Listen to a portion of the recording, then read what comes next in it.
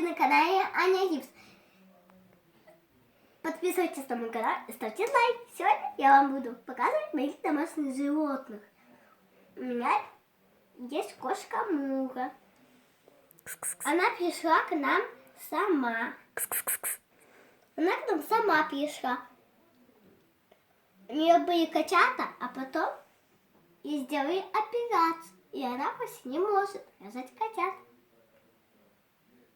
Но зато она хорошая кошечка, да? У меня еще есть домашнее животное Хома. Он очень любит по ручкам бегать.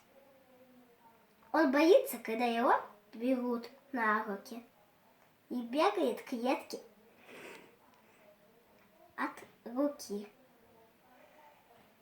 На сегодня все. Всем пока.